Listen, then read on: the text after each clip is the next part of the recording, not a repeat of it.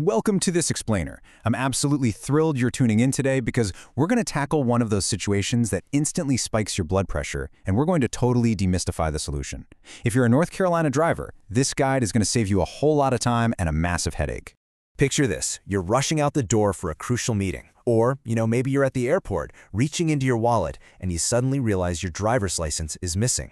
Absolute panic sets in, right? It's literally your primary form of ID. But take a deep breath. There's a remarkably seamless way to replace it right here in North Carolina.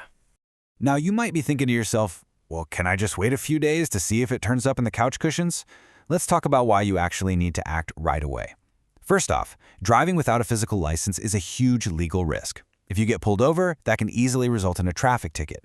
But even more critically, a missing or stolen ID poses severe identity theft risks. In fact, official guidance highly recommends that if you even suspect it was stolen, you should file a police report alongside requesting your replacement.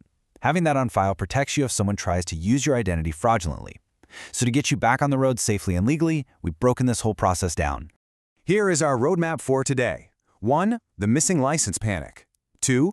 Methods for a replacement. 3. Required documents and fees. 4. Pro tips and mistakes. And 5. FAQs and final resources. All right, let's jump right into Section 1, the missing license panic. We know why time is of the essence, but what exactly are we applying for here? The official term the DMV uses is a duplicate license, and it's exactly what it sounds like. It's a brand new physical copy of your North Carolina driver's license. But keep in mind, a duplicate contains the exact same information, and this is key, the exact same expiration date as your original missing card. This is exactly what you need if your license was lost, stolen, or damaged beyond recognition. Moving right along to Section 2, Methods for a Replacement. You actually have a few different routes you can take to request your replacement, and picking the right one really just depends on your situation. You basically have two main options. First, the online method. This goes through the state's official Pay It service. It is incredibly fast and convenient, but you should know there's a $3 service fee, and it will just use your most recent photo on file.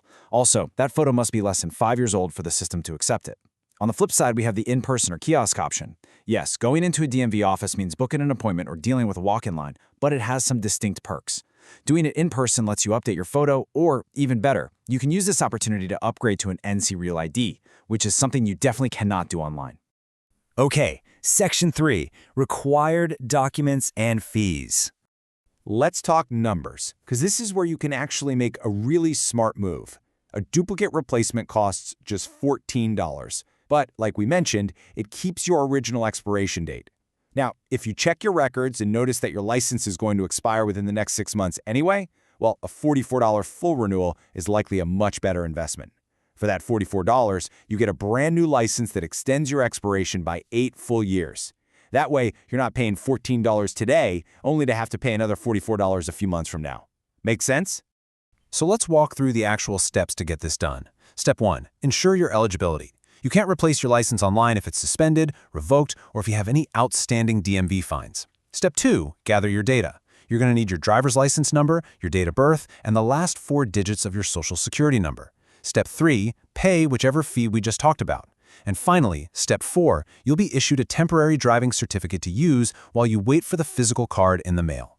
But hold on. What if you get stuck on Step 2? Let's get into the really good stuff. Section 4, Pro Tips and Mistakes. Okay, here is a massive roadblock a lot of folks hit. The online portal requires your driver's license number. But how are you supposed to know your number if you literally just lost the card? Well, check out this incredible hack shared by a local driver on Reddit. If your vehicle is registered in your name, your NCDL number is printed right there on the bottom left corner of your registration card, listed as the customer ID. And if you don't have that handy, just call your auto insurance company. They keep your license number on file, and they can easily just read it to you over the phone. Problem solved.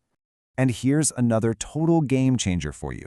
Let's say you have to go in person. Maybe you want that new photo, or you need that Real ID upgrade, but you look online and see appointments are booked out for months. Do not panic. As another eagle-eyed Reddit user points out, most DMV offices actually accept walk-ins in the afternoon. Even cooler than that, you can jump on the official NCDMV website and monitor the live waiting times for each specific office every single afternoon. That lets you pick your time and location strategically, so you're not just standing in line for hours. And finally, Section 5, FAQs and final resources. Let's rapid fire through some of the most common questions and point out where you can go if you need a bit more support. First, how long does all this take? Well, that temporary driving certificate we mentioned is valid for 20 days, which legally lets you get right back behind the wheel. Your actual permanent hard copy license will generally arrive by mail within 7 to 14 days. Quick heads up on name changes too. If your name is changed, you have to update it with the Social Security Administration at least 24 hours before you request a new license, and you'll have to do the DMV part in person with your official documents. Lastly, if 20 business days go by and your new ID still hasn't shown up in the mail, you can call the NCDMV directly at 919-715-7000 for help. So I'll leave you with this question. Are you prepared for the unexpected? Seriously, just taking a quick photo of your license today or saving your ID number in your phone could save you a world of stress tomorrow.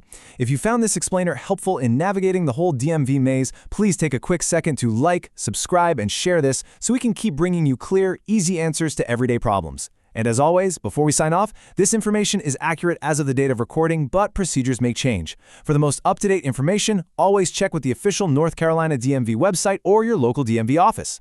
Thanks so much for hanging out with us today, and stay safe out there on the roads.